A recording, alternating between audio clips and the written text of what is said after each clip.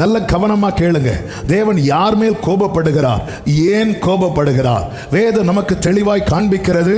நானே வாசிக்கிற சொல்லுகிற வசனத்தை மட்டும் வாசியுங்கள். எபிரேயர் 12:7 சொல்லப்பட்டிருக்கிறது, தகப்பன் சிட்சியாத புத்திரன் உண்டோ? ஆமென். எங்க அப்பா பாசக்காரர் மட்டும் இல்ல, கொஞ்சம் சொல்லுங்க, கொஞ்சம் கோபக்காரர். ஏன் கொஞ்சம் கோபக்காரர்னா, அவருடைய கோபம் ஒரு நிமிஷம், அவருடைய தயவோ. ஆனா அந்த கொஞ்சம் கோபத்தில் நம்ம மொத்தமும் போயிடும். சிறுமைப்பட்டவளே, பெருங்காட்டில் அடிக்கப்பட்டவளே, தேற்றரவட்டவளே, இப்படி எந்த அதிகாரத்தில் சொல்லப்பட்டிருக்கிறது? பாம்பு வேண்டாம், ஏசாயா 54. அப்ப சிறுமைப்பட்டு பெருங்காற்றில் அடிக்கப்பட்டு இதெல்லாம் வர காரணம் என்ன? ஆண்டவர் சொல்றார், இமைப்பொழுது. அந்த இமை இவ்வளவுதான். இமைப்பொழுதுன்னா என்ன?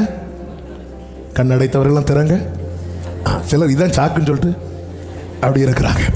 இமைப்பொழுது, அந்த இமைப்பொழுது கைவிட்டாலும் வாழ்க்கையில் என்ன அடிக்கும் தெரியுமா?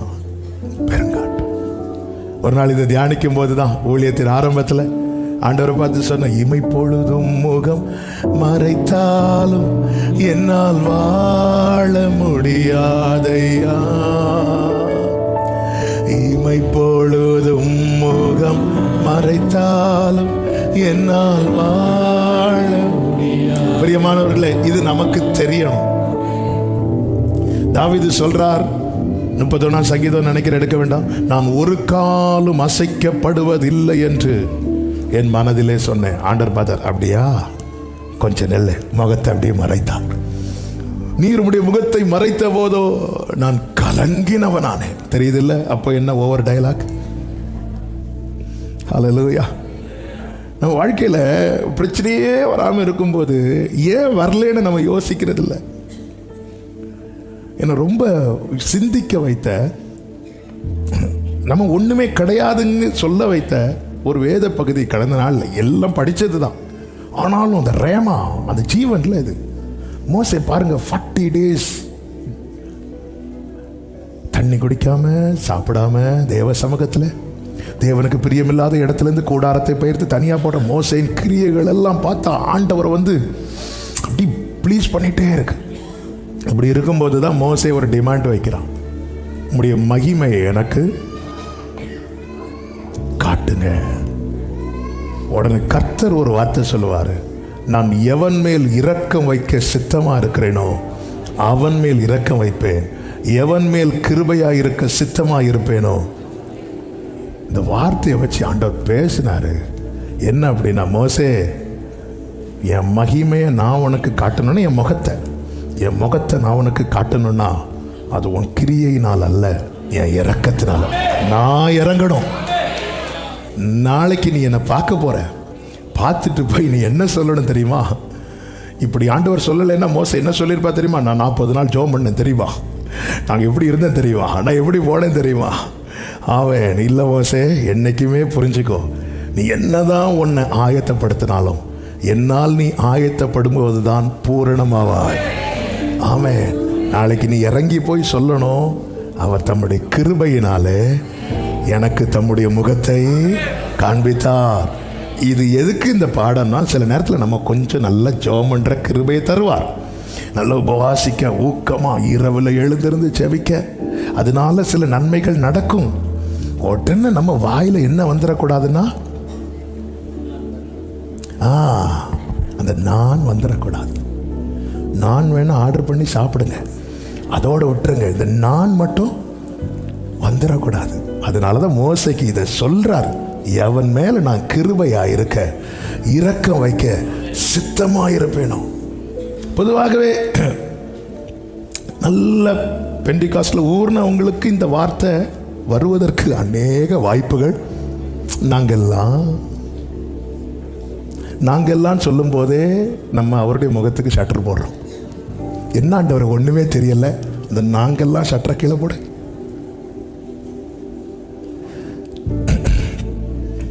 தேவனுடைய அன்பு, தேவனுடைய காருண்யம், தேவனுடைய இரக்கம் என்னை யாராய் மாற்றி இருக்கிறார்னா பிள்ளையாய் மாட்டி இருக்கிறார்.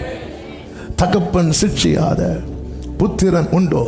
நீங்க வேதத்தில் எத்தனையோ தேவனால் ஏற்றுக்கொள்ளப்பட்டனா பரலோகம் அங்கீகரித்த பரிசுத்தவான்களை சொல்லப்பட்டிருக்கிறது. தேவனிடத்திலிருந்து சிட்சை பெறாத ஒரு நபரையும் பார்க்க முடியாது.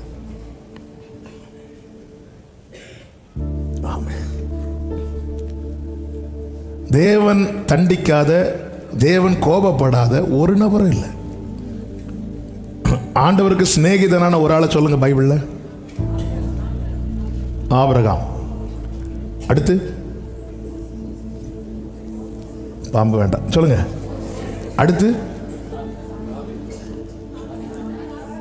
தாவீது. அடுத்து போதும். மொத்தம் நமக்கு ஒரு 5 பேர் தெரியும். ஆபிரகாம்கிட்ட 13 வருஷம் ஆண்டவர் பேசாமல் இருந்தார்.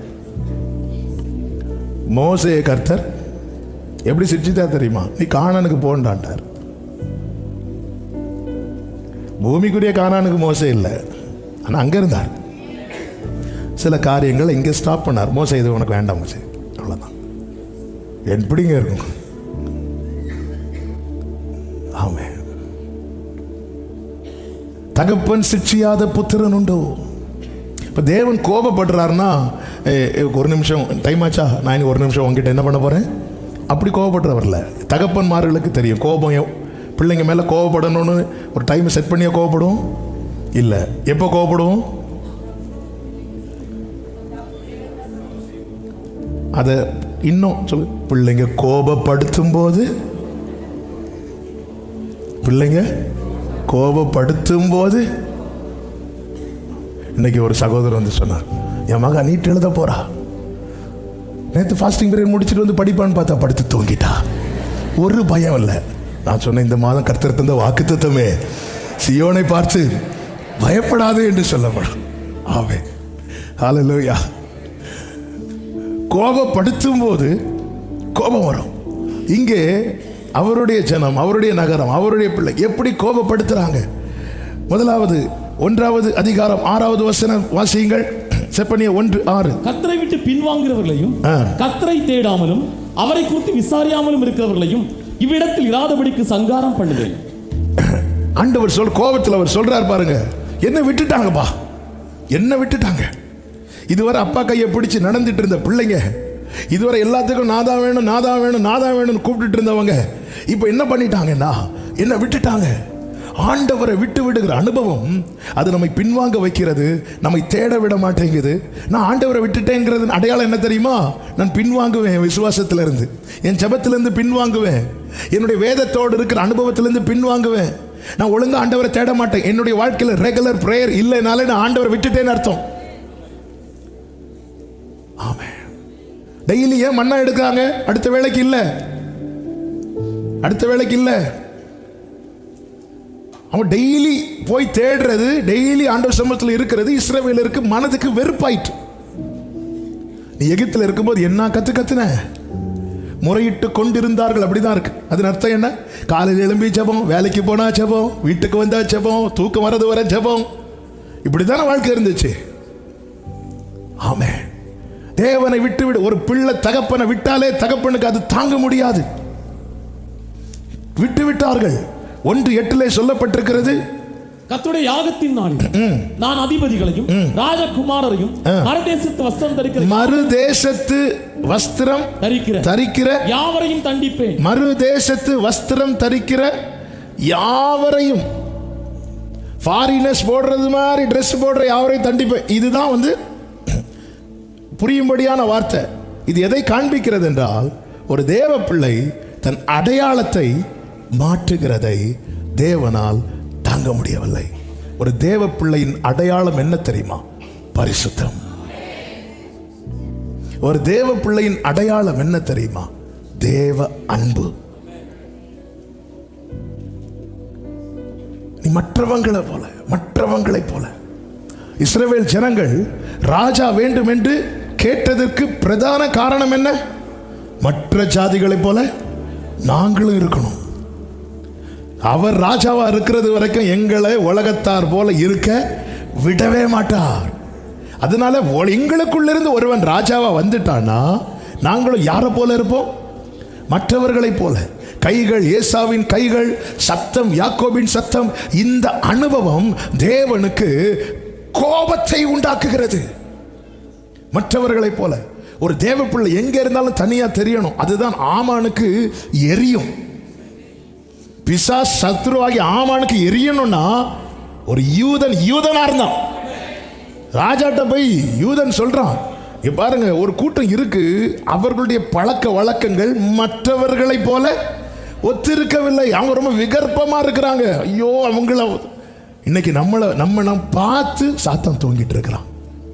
நம்ம வேலையை அவங்களே சேர்த்து அப்படியோ நம்மளை பார்த்தாலே அவனுக்கு என்ன செய்யணும் தெரியுமா?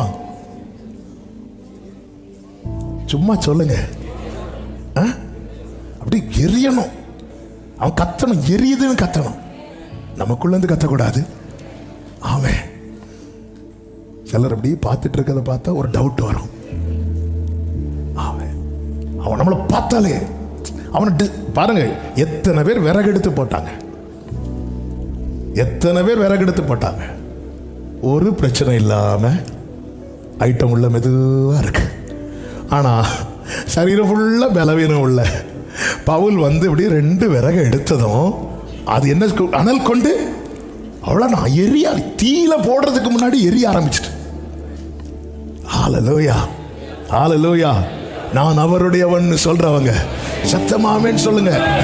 அப்போ ஆண்டவர் ஜனங்கள்கிட்ட சொல்றார் மோசேயை கொண்டு, உங்களை நீங்கள் என்னுடையவர்களாய் இருக்கும்படிக்கு உங்களை நான் மற்ற ஜனங்களை விட்டு பிரித்தெடுத்தேன். இந்த மைண்ட் செட் முதல்ல நமக்கு வரணும். வெளிப்புறம் சுத்தமாக உட்புறத்தை இன்னைக்கு வெளியே எல்லாரும் மாத்திட்டாங்க, வெளியே எல்லாரும் மாத்திட்டாங்க. ஆனா உள்ள இன்னும் எப்படி இருக்குன்னா, அவன் அவன் அவன் 4 அடியில் ஃபவுண்டேஷன் போட்டால் நம்ம 4.5 அடியில் போடணும். அது ஃபவுண்டேஷன் எப்படி இருக்கணுமா இந்த வீட்டை விட? எதுக்குங்க இப்படி உயர்த்தி போடுறீங்க? அது ரோடு லெவல், குட், நல்லது. எதுக்குங்க உயர்த்தி போடுங்க? பக்கத்து வீட்டில் எப்படி இருக்கு. அப்போ நம்ம வெளியே ஒயிட் அண்ட் ஒயிட், எல்லாமே ஒயிட், கர்ச்சீஃப் ஒயிட்டு, கண்ணாடி ஒயிட்டு, வாட்ச் ஒயிட்டு. விட்டா வீட்டிலேருந்து ஒயிட்டு சேரையும் தூக்கிட்டு வந்துடுவேன். ஆமாம். ஆனால் உள்ள ஒரு அடி கல்யாண கார்டில் 9க்கும் 9:25க்கும் இடையில கல்யாண கார்டும் ஒயிட்டு. ஆமாம். வெளிப்புறம் சுத்தமாக, அதான் அதனால தான் பைபிள் சொல்லுது, உங்கள் மனம் புதிதாகிறதுனால. இது எனக்குள்ள வர வேண்டிய மைண்ட் செட். இன்னைக்கு அதெல்லாம் பிரச்சனை இல்லை. நீ வெளியே வெள்ளையா இருந்தா போதும், நீ வெளியே வெள்ளையா இருந்தா போதும். உன் மனம், மனுஷன் பார்க்கிறபடி நான் பார்க்க மாட்டேன், மனுஷன் முகத்தை பார்க்கிறான் கர்த்தரோ. இஸ்ரவேல் ஜனங்கள் வாயில் வந்தது கானான் பாட்டு. பார்வை கானானை நோக்கி, கால்கள் கானானை நோக்கி பயணிக்கிறது, கைகள் கானானை நோக்கி தான் செயல்படுகிறது. ஆனால் அவர்களுடைய இருதயமும் எகிப்துக்கு திரும்பி இருந்தது. ஆமென். ஒரு தேவ பிள்ளைக்கு தேவன் வைத்திருக்கிற மாடல் எல்லாமே விசுவாசத்தில் ஜெயித்தவங்களை தான் காட்டுது. ஆமென்.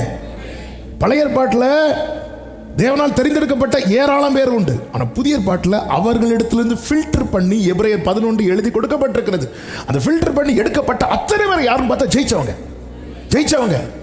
அப்போ இவர்களை எல்லாம் சொல்லிவிட்டு எபிரேயர் 11 எப்படி முடியுதுன்னா, இவர்கள் எல்லாரும் நம்மை எல்லாமல் பூரணராகாதபடிக்கு யாரெல்லாம்? ஏனோக்கு, ஆபேல், ஆபிரகாம், ஈசாக்கு, யாக்கோபு, யோசேப்பு, மோசே, யோசுவா, தாவீது, இவர்கள் எல்லாரும் நம்மை அல்லாமல். அப்போ அவங்கெல்லாம் வெயிட் பண்ணிட்டு இருக்கிறாங்க, எப்போ இவன் ஓடி முடிக்க, நான் எப்போ பரலோகத்துக்கு போக. நம்மை தேவன் எப்படி வச்சிருக்கிறார், எந்த நிலையில் வைத்திருக்கிறார்? நீ இன்னும் உலகத்தானை போல, மற்றவர்களை போல இம்மைக்குரியவனாய். 1 கொரிந்தியர் 15வது அதிகாரம் 1 கொரிந்தியர் 15வது அதிகாரம் 47, 48 வசனங்களை வாசிக்க கேட்கலாம். மனுஷன் பூமியிலிருந்து உண்டான மண்ணானவன், இரண்டாம் மனுஷன் வானத்திலிருந்து வந்த கர்த்தர். மண்ணானவன் எப்படிப்பட்டவனோ, மண்ணானவர்களும் அப்படிப்பட்டவர்களே. நல்ல கவனிங்க. முந்தின மனுஷன் முந்தின மனுஷன் யார்? அது ஆதாம். அவன் யாரா? மண்ணானவன். நம்ம எல்லாம் யார் தான்?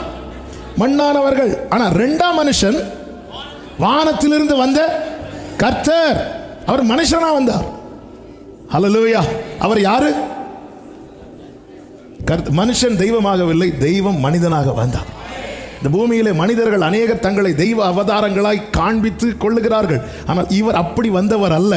இவர் ஆதியிலே இருந்தவர். சகலமும் அவராலும் அவர் மூலமாய் உண்டானது. அவர்தான் நம்முடைய ஆண்டவராகிய இயேசு கிறிஸ்து. இரண்டாம் மனுஷன் வானத்திலிருந்து வந்த கர்த்தர். அடுத்த வார்த்தை, மண்ணானவன் எப்படிப்பட்டவனோ மண்ணானவர்களும் அப்படிப்பட்டவர்களே. அடுத்த வார்த்தை, வானத்துக்குரியவர் எப்படிப்பட்டவரோ வானத்துக்கு உரியவர்களும் அப்படிப்பட்டவர்களே. இதுதான். பிறக்கிற எல்லாருமே ஆதாம் வழி வந்தவர்கள். ஆனால் ஒருவன் கிறிஸ்துவுக்குள் இருந்தால் அவன் யாரா மாறுகிறானா? New creation. அப்போ கிறிஸ்துவுக்குள் வர்ஷிப்லையும் அதுதான். கிறிஸ்துவுக்குள் நான் கிறிஸ்துவுக்குள் ஆகும்போது புது சிருஷ்டி ஆயிட்டேன். புது சிருஷ்டி ஆயிட்டேனாலே என்னுடைய பழையன ஒளிந்தன. பழைய பாவம், பழைய சாபம் எல்லாமே என்ன ஆயிட்டு? ஒளிந்தன. இனி பழைய காரியத்தை கொண்டு வந்து சத்துரு சொல்லும் போது அது செத்தவன்ட்ட போய் கேளு. ஆமே. ஆபிரகாம்கிட்ட போய் நீங்க வந்து ஆகார் சொல்லும்போது அது ஆபிராம்கிட்ட போய் கேளும்பார். அது யார்கிட்ட கேளு? ஆபிராம்கிட்ட கேளு. இப்ப நான் யாரு? புது சிருஷ்டி. அதனாலதான் ஆண்டவர் என்ன சொல்லுவார்? உன் ஏக சுதன். ஆபிரகாமுக்கு உண்மையில எத்தனை பிள்ளைங்க? ஆனால் ஆபிரகாமாய் மாற்றப்பட்ட பிறகு யார் பிறக்கிறானா? ஈசாக்கு பிறக்கிறான். கர்த்தர் என்ன சொல்ற தெரியுமா? உன் ஏக சுதன், உன் நேசகுமாரன் ஈசாக்கு. கிளாரி. இதனாலதான் 2 கொரிந்தியர் 1:9 சொல்லப்பட்டிருக்கிறது. எடுக்க வேண்டாம். நாம் முன் செய்த பாவங்களற சுத்திகரிக்கப்படுகிறோம். ஒரு தேவ பிள்ளை கிறிஸ்துவுக்குள் ஆகும்போது கிடைக்கிற பெரிய பாக்கியம் இது. ஆனால் இதை ஹைப்பர் கிரேஸ் மக்கள் எப்படி கொண்டு வந்துடுவாங்கன்னா, நீ செய்த பாவம், செய்கிற பாவம், செய்ய போகிற பாவம் உனக்கு இருக்குவா? பைபிளை பைபிள் போல பார்க்கணும். ஆண்டவர் எப்படி எழுதி தந்திருக்கிறாரோ அப்படி தான் பார்க்கணும். 2 பேதுரு 1:9 நினைக்கிறேன். அந்த வசனத்தை வாசிங்க. 2 பேதுரு. இவைகள் இல்லாதவன் எவனோ அவன் முன் செய்த பாவங்கள் அற தான் சுத்திகரிக்கப்பட்டதை மறந்து கண் சொருகி போன குருடனாய் இருக்கு. அப்ப எப்படி சுத்திகரிக்கப்படுகிறானா? முன் செய்த பாவங்கள். அப்ப சுத்திகரிக்கப்பட்டவன் யாரா மாறுகிறான்? புது சிருஷ்டியா மாறுகிறான். புது சிருஷ்டியாக்கப்பட்டவன் யாருக்குரியவன்? வானத்துக்குரியவன். வானத்துக்கு. இனி அந்த வசனத்தை பாருங்கள். 1 கொரிந்தியர் 15:48. வானத்துக்குரியவர் எப்படிப்பட்டவரோ. அப்ப இயேசு வரலன்னா நாம யாருக்குரியவர்கள்? மண்ணுக்குரியவன் எப்படிப்பட்டவனோ. மண்ணுக்குரியவன் எப்படிப்பட்டவன்? விளக்குனத.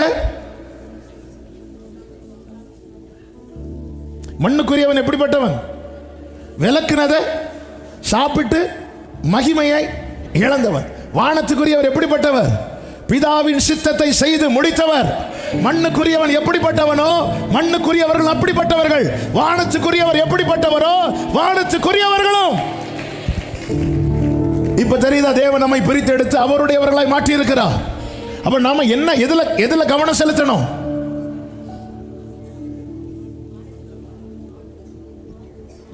அதான் எதுல கவனம் செலுத்தணும்? உன் சித்தம் போல் என்னை என்றும் தற்பரனே. நம்முடைய செயல்கள் தீர்மானிக்கும். அதனாலதான் இங்க சொல்லப்பட்டிருக்கிறது, ராஜகுமாரரையும் அதிபதிகளையும் மறுதேசத்து வஸ்திரம் தரிக்கிற யாவரையும் தண்டிப்பேன். பிரியமான கர்த்தருடைய பிள்ளைகளே, மண்ணுக்குரியவன் எப்படிப்பட்டவன்? ஆதாம் செய்ததையா இன்னைக்கு நாம ரட்சிக்கப்பட்டோன்னு சொன்னதுக்கு அப்புறம் செஞ்சிட்டு இருக்கிறோம்னா நாம யார் என்று காண்பிக்கிறோம் தெரியுமா? விண்ணுக்குரியவன் என்கிற அடையாளம் பெற்றும் மண்ணுக்குரியவனாய் காண்பித்துக் கொண்டிருக்கிறேன். பரலோகத்தில் இருக்கிறவர்களுக்கு இந்த பூமியில் இருக்கிறவர்களை என்னடா இவனை நான் பிரித்தெடுத்திருக்கிறேன், புது சிருஷ்டியாக்கி இருக்கிறேன். இவன் பழைய பாவத்தை எல்லாத்தையும் நான் தொடச்சி சமுத்திரத்தின் ஆழத்தில் கொண்டு போட்டுட்டேன். இனி இவன் மேலே சாபம் இல்லாதபடிக்கு நான் இவனுக்காய் சாபமாகிவிட்டேன், நான் இவனுக்காய் பாவமாக்கப்பட்டேன், நான் இவனுக்காய் தரித்திரனாகிவிட்டேன். ஆமென். அப்படி இருந்தும் இவன் பழைய ஆதாமுக்கு செயலை தானே செஞ்சிட்டு இருக்கிறான். ஓஹோ, இவனுக்கு அப்போ வானத்துக்குரியவனா இருக்க பிடிக்கவில்லை. மண்ணுக்குரியவன் எப்படிப்பட்டவன்? மண்ணுக்குரியவன் எப்படிப்பட்டவன்? தேவனிடத்திலிருந்து அத்தனை நன்மை பெற்றும் தேவனால் சிருஷ்டிக்கப்பட்டும் அவன் என்ன செய்கிறான்? பிசாசின் சத்தத்துக்கு செவி கொடுத்து தேவன் விலக்கினதை விரும்பி மகிமையை இழந்தான். மண்ணுக்குரியவன் மகிமையை இழந்தவன். மண்ணுக்குரியவர்களும் அப்படிப்பட்டவர்களே. அது அர்த்தம் என்ன? அவங்க எதை இழப்பாங்க தெரியுமா? மகிமையை இழப்பாங்க. ஆகாரத்தை இழக்க மாட்டாங்க. அவங்க வேலை செஞ்சு சம்பாதிச்சிருவாங்க. உறைவிடத்தை இழக்க மாட்டாங்க. அவங்க வீடு கட்டி குடியிருப்பாங்க. ஆனா எதை அவங்களுக்கு இழப்பு தெரியுமா? க்ளோரி. மண்ணுக்குரியவனுக்கு மகிமை கிடையாது. வானத்துக்குரியவனுக்கு எது மேன்மை தெரியுமா? மகிமை. ஆமே. இன்னைக்கு ஏன் மாறினீங்க? இப்படி மாறினா எனக்கு இந்த வேலை கிடைக்கும், இப்படி மாறினா எனக்கு அது கிடைக்கும். இதெல்லாம் மண்ணுக்குரியது. ஆண்டவர் விலக்கிட்டார். உன்னை க்ளோரி, மகிமை கவர் பண்ணி இருக்கு, அதை பாரு. அது இது சாப்பிட்டேன்னா உனக்கு இன்னொரு கண்ணு ஓப்பன் ஆயிரும். பிசாசு நீ அதே மாதிரி ஆயிரும், இதே மாதிரி. நான் எதுக்கு ஆகணும்? நான் இப்போ அப்படித்தானே இருக்கிறேன். என்கிட்ட அவர் வராரு, பேசுறாரு. எந்த தூதன்டையாவது இப்படி பேசுறதுண்டா? ஆதாமே, இதை நீ சொல்லி இருக்கணும்ல. ஆதாமே, உன்னை படைக்கிறதுக்கு அவர் தூதன்ட்ட கூட டிஸ்கஸ் பண்ணாம திரியேக தேவன் தமக்குள்ளாக பேசிக் கொள்ளுகிறார். நமது சாயலா, நமது சாயல் சொல்ற இடத்துல தூதனுக்கு வர வாய்ப்பே இல்லை. மனுஷன் தேவதூதரை விட சற்று சிறியவனாய் தான் படைக்கப்பட்டிருக்கிறான். தேவன் எல்லாற்றிலும் பெரியவர். அப்படிப்பட்டவர். நமது சாயலாய் நாம் மனிதரை படைப்போம் என்று சொல்லி இந்த கனம், இந்த மேன்மை, இதை சொல்ல தெரியல. இது தெரியல. மண்ணுக்குரியவன் எப்படிப்பட்டவனோ, எவ்வளவுதான் மகிமே மகிமே மகிமே மகிமேன்னு கேட்டாலும் மீண்டும் போய் வேதம் வேண்டாம் என்று விளக்கினதை விரும்புகிறோம் என்றால் நம்ம திருவிருந்து எடுத்தாலும் யாரு தான் தெரியுமா? மண்ணுக்குரியவர்கள். ஆவியானவர் சபைகளுக்கு சொல்லுகிறதை காதுள்ளவன் கேட்க கடவன். ஆமே, ஆமே. அது அது அது அது மட்டும் எனக்கு முடியாது. நான் இப்போ ரொம்ப எல்லாம் குடிக்க மாட்டேன், லைட்டா. வேண்டான்னு விளக்குனத வேண்டாம். நாம யாரு? நாம யாரு? பக்கத்தில் பார்த்து சொல்லுங்க, நாம யாருன்னு கேளுங்க. நாம யாரு? ஆமே.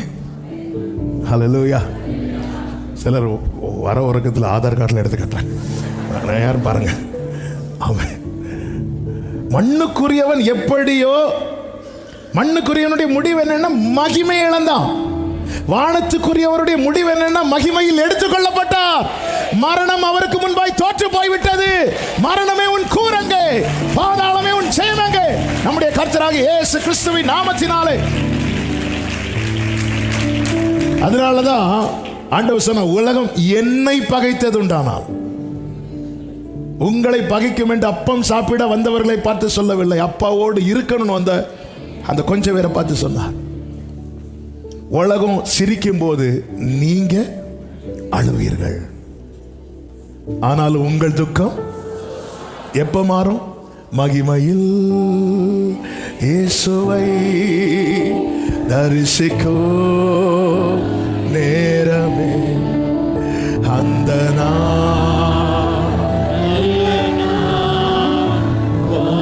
நல்ல கவனமா கேளுங்க. ஆமென்.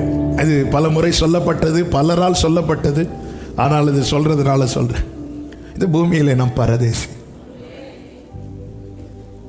ஆமென். ஆபிரகாம் செல்வ சீமானா இருந்தானாம். எப்படி இருந்தாராம்? பரதேசினா ஒன்றும் இல்லாதவன் கிடையாது. பரதேசினா யாருன்னா ஃபாரினர். ஃபாரினர்னா யாரு? நான் இந்த ஊரில் உள்ளவன் கிடையாது, நான் இன்னொரு நாட்டா. அப்போ ஒரு ஃபாரினருடைய மனசுல என்னதான் இருக்கும் தெரியுமா? எப்படியாவது பெயரணும், எப்படியாவது பெயரணும். அதான் பெயரணும். எங்க போகணும்? இந்த கோவிட் ஆரம்பித்ததும் நம்ம ஊரில் இருக்கிற இந்த நார்த் இந்தியன்ஸ் நிறைய பேர் இருந்தாங்க. அவங்க எல்லாம் நடந்தே எங்கே போனாங்க? ஏன் போனாங்க? மனசு எங்கே இருக்குது? அதான் விஷயம்.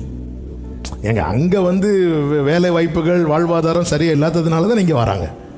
ஆனால் கோவிட்னு ஒன்று எல்லாத்தையும் லாக் பண்ணதும் அவங்க எல்லாம் இங்கிருந்து நடந்தே போனாங்களாம். நம்ம நிறைய வீடியோஸ் பார்த்தோம். ஏன் போகிறாங்க? ஏன்னா ஒரு நெருக்கம் வரும்போது மனசு எதை தேடுது தெரியுமா? சொந்த வீட. பவுல் சொல்றாரு, நம்முடைய குடியிருப்போம்.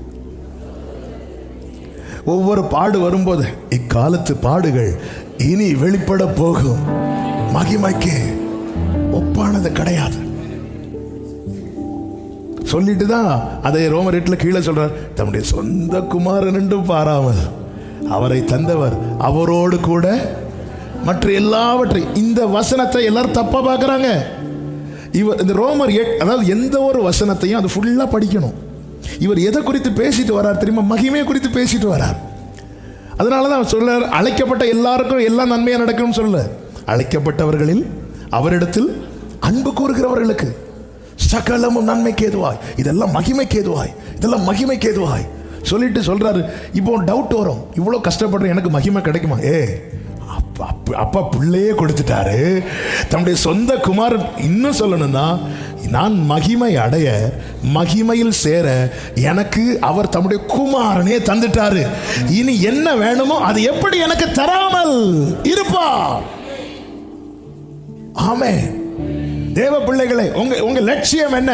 எப்படியாவது இதை செட்டில் பண்ணி கொடுத்துடணும். தேவை ஒரு தகப்பன் பிள்ளைக்கு செய்ய வேண்டியதை செய்யணும். நல்லவன் தன் பிள்ளைகளுக்கு ஆஸ்தியை வைத்து போகிறான் என்று பைபிள் சொல்லுகிறது. ஆனா நம்முடைய அதாவது உறுதியான நம்முடைய இலக்கு என்ன அப்படின்னா, க்ளோரி. அதுக்கு நான் யாரா இருக்கணும், யாரா இருக்கக்கூடாதுன்னா, நான் என்னை மீண்டும் சிருஷ்டித்த வானத்துக்கு உரியவர்களாய் நான் இருக்கணும். யாரா இருக்கக்கூடாதுன்னா, மகிமையை இழந்த மண்ணுக்குரிய ஆதாமா இராமல் மகிமையை அடைந்த வானத்துக்குரிய இயேசுவை பிள்ளையாய், இயேசுவை போல வானத்துக்குரியவர் எப்படியோ வானத்துக்கு உரியவர்களும் அப்படியே. நம்முடைய செயல்கள் அதை காண்பிக்கிறது. நாம் யார் என்று, கிறிஸ்தவர்கள் என்று சீஷர்கள் தங்களை தாங்களே அழைத்துக் கொள்ளவில்லை. அந்தியோகியாவிலே முதலாவது சீஷர்களுக்கு கிறிஸ்தவர்கள் என்ற பெயர் வழங்கப்பட்டது. அந்த புறஜாதியார் பார்க்கிறாங்க, இவங்க நம்மள மாதிரி இல்லையே, இவங்க பேச்சு, இவங்க வாழ்க்கை, இவர்களுடைய செயல், இவர்களுடைய வேஷம், இவர்களுடைய நடை, இவருடைய பழக்க வழக்கங்கள் நமக்கு மாறாய் அல்லவா இருக்கிறது. இப்படி யார் நடந்தா, இப்படி யார் பேசினா? அப்போதான் கிறிஸ்துன்னு ஒருத்தரை குறித்து கேள்விப்பட்டோமே, அவர்கிட்ட கேள்விப்பட்டதெல்லாம் இவங்கள்ட்ட தெரியுது இல்ல? ஆமா தெரியுது. அப்பொழுது இவர்கள் பெயர் வைக்கிறாங்க, இவர்கள் கிறிஸ்தவர்கள்.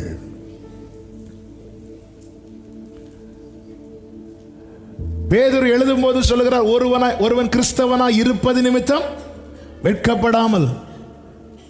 கிறிஸ்தவனா இருப்பது நிமித்தம் என்னங்க வெட்கம்? கிறிஸ்தவன் பெயர் வச்சதுனாலேயோ கிறிஸ்தவ மார்க்கத்தில் இருந்ததுனாலேயோ யாருக்கு வெட்கம் வராது. ஆனால் கிறிஸ்தவனா ஒருத்தன் வாழும்போது 4 பேருடைய பார்வை மாறும். இதுதான் கிறிஸ்தவனே வந்துட்டான் பாரு பைபிள் எடுத்துட்டு. ஸ்கூல் படிக்கும் போதும் சரி, ஸ்கூலில் படிக்கிறதுல இருந்து துவங்கி காலேஜில் படித்தாலும் சரி, எல்லாருடைய பார்வையும் மாறும். ஆமே. உடனே பிள்ளைங்க, நான் இனி சர்ச்சுக்கு வர மாட்டேன், நான் இனி இப்படி இருக்க மாட்டேன். என்ன எல்லாரும் என்ன பண்றாங்க? இல்ல, ஒருவன் கிறிஸ்தவனா இருப்பது நிமித்தம் வெட்கப்படாம. ஆண்டவருக்கு இதெல்லாம் தாங்க முடியல. நான் எனக்கென்றல்லவா தெரிந்தெடுத்தேன், எனக்கென்றல்லவா பிரித்தெடுத்தேன். ஆனால் இப்பொழுது இவர்கள் அடையாளத்தை மாற்றுகிறார்களே. அடுத்து என்ன செய்யறாங்க பாருங்க, 9வது வசனம். வாசற்படியை தாண்டி கொடுமையினாலும் வஞ்சகத்தினாலும் தங்கள் எஜமான்களின் வீடுகளை நிரப்புகிற யாவரையும் துன்மார்க்கத்தில் துணிந்து நடக்கிறார்கள்.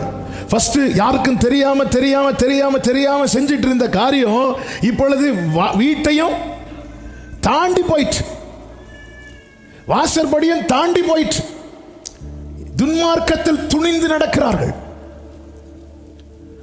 தேவன் சொல்லுகிறார், இதை நீ செய்யும் காலத்தில் நான் மௌனமாயிருந்தேன், உன்னை போல் நானும் இருப்பேன் என்று நீ நினைவு கொண்டாய். எனவே ஒவ்வொன்றையும் உன் கண்களுக்கு முன்பாய் கொண்டு வந்து நிறுத்தி உன்னை தண்டிப்பேன் என்று சங்கீதம் 50 கர்த்தர் சொல்லுகிறதை வேதம் நமக்கு காண்பிக்கிறது. துன்மார்க்கத்தில் துணிந்து நடக்கிறது. ஆண்டவர் காயினை பார்த்து சொல்லுகிறார், பாவம் உன் வாசற்படியிலே படுத்திருக்கிறது. என்ன துணிகரம்! அதன் அர்த்தம் என்ன? ஆலயத்துக்கு வரும்போது, உள்ள வரும்போது நல்ல பிள்ளை, வெளியே போகும்போதே என்ன செய்தி கேட்டாலும் சரி, என்ன பிரசனத்தை அனுபவிச்சாலும் சரி, என்ன ஆராதித்தாலும் சரி, பிரியமானவர்களே, அவருடைய சரீரத்தின் அடையாளமாக தான் இந்த அப்பத்தை நம் கையில் வாங்க போகிறோம். அவர் சிந்தின அந்த பரிசுத்த இரத்தத்தின் அடையாளமாக இந்த ரசத்தை கையில் வாங்குறோம். இந்த கையில வாங்குறோம், இந்த கையில வாங்குறோம். இதே கை மீண்டும் பாவத்துக்கு நேராய் நீட்டப்படுமானால் இது துணிகரம் அல்லவா? இதற்கு நாம் சொல்லுகிற நியாயம் என்ன? இது துணிகரம் அல்லவா?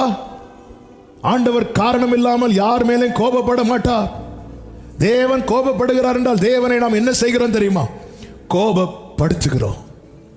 அடுத்து பாருங்க 12வது வசனம். அக்காலத்திலே விளக்கு கொளுத்தி சோதித்து வண்டல் போல புலம்பி இருக்கிறவர்களும் கர்த்தர் நன்மை செய்வதும் இல்லை, கர்த்தர் நன்மை செய்வதும் இல்லை, தீமை செய்வதும் இல்லை, தீமை செய்வதும் இல்லை என்று இருதயத்தில் சொல்லுவர்களுமான மனுஷரை தண்டிப்பேன். அதன் அர்த்தம் என்ன தெரியுமா? ஆண்டவர் ஒண்ணுமே செய்ய மாட்டார். எதுல சொல்றாங்க? இருதயத்தில். வாய் என்ன சொல்லுது? கர்த்தர் எனக்காக. இருதயம் என்ன சொல்லுது? என்ன செய்வார்? ஜெபிக்கிறவனுக்கு நன்மையும் இல்லை, தப்பு பண்றவனுக்கு தண்டனையும் இல்லை. அவர் நன்மையும் செய்வதில்லை, தீமையும். இருதயத்தில் சொல்றோமா நம்ம? எத்தனை 1ஆம் தேதி வாக்குத்தத்தம் கேட்டாச்சு, எத்தனை எத்தனை நாங்க கேட்காத செய்தியா. இருதயம் என்ன சொல்லுது? அவங்க வாழ்ந்துட்டு தான் போறாங்க, தப்பு பண்ற. எங்க தண்டிக்கிறார் ஆண்டவர்?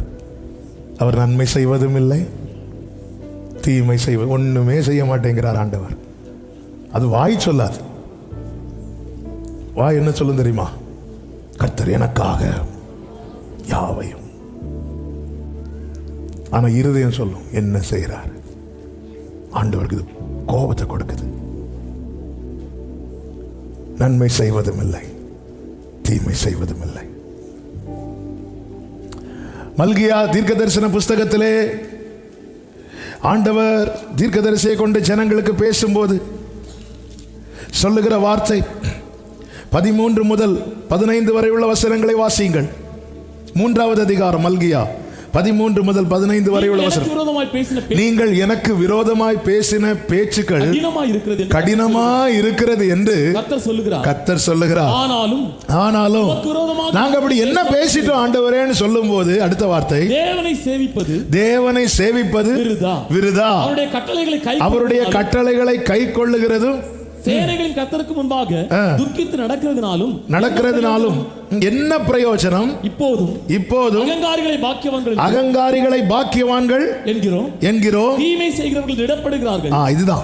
இதுதான் இப்ப நான் இவ்வளவு நேரம் சொன்னேன். தீமை செய்றவங்க திடப்படுறாங்க, தேவனை பரீட்சை பார்த்தாலும் விடுவிக்கப்படுறாங்க. கர்த்தர் ஒண்ணுமே செய்ய மாட்டேங்கிறார்.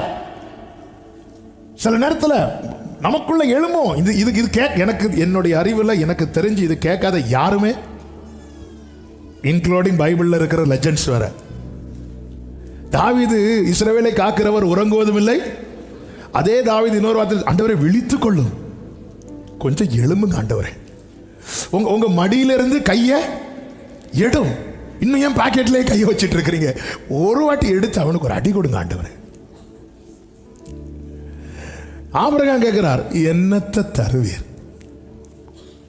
இந்த பேச்சு நாங்க தேவனை சேவிக்கிறது விருதா, நாங்க எந்த ஆராதனை முடக்கி இருக்கோம், டைத்து கரெக்டா கொடுக்கிறோம், காணிக்கை கரெக்டா போடுறோம், எல்லா மீட்டிங்கும் வரோம், கூடுமான வரையில தேவனுக்கு பயந்து வசனத்துக்கு நடுங்கி தீமைக்கு கால்களை விளக்கிறோம். ஆனா எங்களுக்கு இப்படி கஷ்டம் மேல கஷ்டம், நெருக்கத்தின் மேல நெருக்கம் வருது. ஆனா தீமை செய்யறவனோ அகங்காரிகளோ அவங்கள பார்த்தா பாக்கியவான்கள்னு சொல்ல தோணுது. ஆண்டவர் சொல்ற, இந்த பேச்சு எனக்கு ரொம்ப கடினமா இருக்கிறது. 17வது வசனத்தில் ஆண்டவர் சொல்றார், என் சம்பத்தை சேர்க்கும் நாளிலே அவர்கள் என்னுடன் கூட இருப்பார்கள். என்னை சேவிக்கிறவங்க என்னை கஷ்டப்படுறாங்கன்னு சொல்றேல்ல, இன்னைக்கு வருத்தப்படுறாங்கன்னு சொல்றேல்ல, அவன் துன்மார்க்க துணிந்து நடக்கிறான், அவனுக்கு ஒரு பிரச்சனை இல்லைன்னு சொல்றேல்ல, என்னுடைய சம்பத்தை சேர்க்கும் ஒரு நாள் வரும். அன்னைக்கு இந்த பூமியில வருத்தப்படுறவங்க நீ சொன்னவங்க, கஷ்டப்படுறவங்க நீ சொன்னவங்க, அவர்கள் என்னுடையவர்களா இருப்பார்கள். ஹல்லேலூயா! அகங்காரிகளை பாக்கியவான்கள் சொன்னேன்ல. 18வது வசனத்தை வாசியுங்கள். அப்பொழுது நீங்கள் நீதிமானுக்கும் துன்மார்க்கனுக்கும் தேவனுக்கு ஊழியம் செய்கிறவனுக்கும் செய்யாதவனுக்கும் இருக்கிற வித்தியாசத்தை ஆமென் சொல்லுங்க. ஆண்டவர் 2 விதங்களிலே வித்தியாசத்தை காண்பிப்பார். ஒன்று பூமியிலேயும் காண்பிப்பார், இன்னொன்று பரத்திலும் காண்பிப்பார். பூமியிலே காண்பிக்கிறதுல ஒரு டைப் மட்டும் நான் சொல்றேன். என்ன அப்படின்னா, ஆசாப் நாள்தோறும் வாதிக்கப்பட்டார், காலை தோறும் தண்டிக்கப்பட்டார், ஆனாலும் நிர்மூலமாகாமல் இருந்தான். ஆனால் அவன் கண்களுக்கு முன்பதாய் துன்மார்க்கமாய் வாழ்ந்து செழித்திருந்த துன்மார்க்கன் ஒரே ஒரு பிரச்சனை வந்தபோது ஒன்றுமில்லாமல் தரைமட்டமானான். இந்த பூமியிலே கர்த்தர் இப்படி ஒரு வித்தியாசத்தை வைத்திருக்கிறார். நாம் சந்திக்கிற பல பிரச்சனைகளை சந்திக்க முடியாமல் எத்தனையோ பேர் இல்லாமல் போன போது கர்த்தர் இன்னும் நம்மை நிற்க வைத்திருக்கிறார். இன்னொரு வித்தியாசம் என்ன தெரியுமா? எகிப்தியருக்கு இருளும் காரிருளும் இருந்த போது இஸ்ரவேலருக்கு வெளிச்சம் உண்டாயிற்று. இது நடக்க போகிறது. ஆமென். துன்மார்க்கனுக்கு நீதிமானுக்கு கர்த்தர் வித்தியாசத்தை உண்டு பண்ணும் நாள் வரும்.